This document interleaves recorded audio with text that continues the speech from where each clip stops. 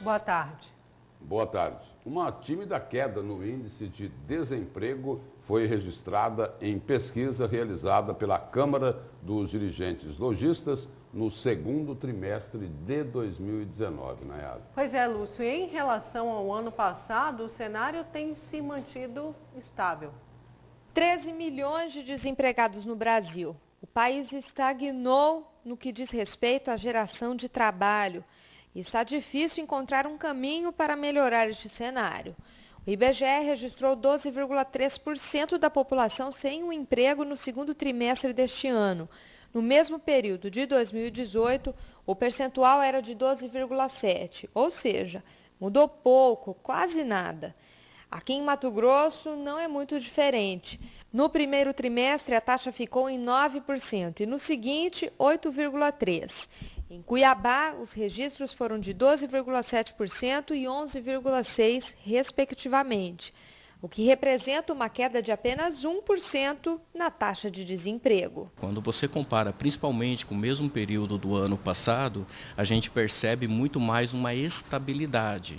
É um ponto positivo, sim, pelo menos paramos de ter aquele aumento que tínhamos na taxa de desocupação, na taxa de desemprego. Assim como essa queda no desemprego vem sendo tímida, a geração de novos postos de trabalho também é devagar, mas não deixa de acontecer.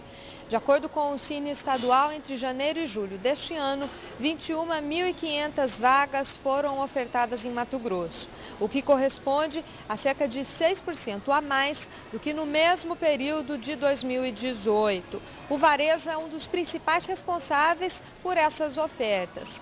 O problema é, como sempre, a qualificação profissional dos candidatos que preenchem estas vagas. Este shopping, por exemplo, registrou dezenas de inaugurações recentemente e tem mais previstas. Grandes lojas chegando na região metropolitana de Cuiabá e Várzea Grande que vão impactar o quadro de ocupação profissional na região. Sem dúvida nenhuma, essas novas inaugurações contribuem para essa criação de vagas.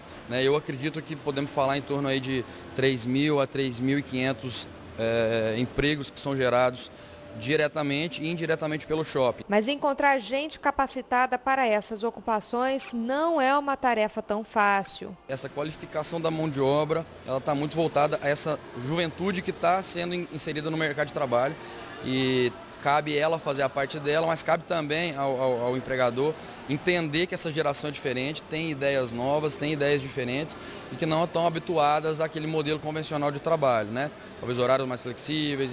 Então, de fato, é uma moçada que está com uma pegada diferente. Nessa loja, por exemplo, encontrar um vendedor que atenda às necessidades do empreendimento é mais complexo do que podemos imaginar, mesmo com tanta demanda por emprego. Ele tem que ser um pouco mais desinibido, tem que ter um pouquinho mais na hora de conversar, saber falar sobre o produto, E assim, a gente procura muito assim, tratar o cliente nosso como um rei dentro da loja. Ele tem que ser tratado como a melhor pessoa do mundo, que é o que a gente preza muito para isso. Pela entrevista a gente já consegue perceber que a pessoa não quer, porém a gente sempre procura estar dando oportunidades. A gente percebe que às vezes a pessoa não tem no começo, mas ela vai desenvolvendo com a gente aqui dentro da loja. E é tudo tempo também. A gente sempre procura dar um tempo para a pessoa, para ela poder desenvolver isso aqui. Neste quadro, os desafios são de todos ao qualificar a mão de obra, seja da iniciativa privada ou do poder público. O interesse é de todos. Palestras que são proporcionadas aos lojistas de forma gratuita, para que os funcionários das lojas possam, de fato, aprender técnicas de venda, técnicas de atendimento, nessa linha de qualificar cada vez mais a mão de obra. O Cine, ele é um serviço público e totalmente gratuito. Então, nós procuramos sempre ofertar para o nosso público, para os trabalhadores, cursos gratuitos em parceria, principalmente com o Sistema S. Tá? Então, o trabalhador ele precisa ficar atento.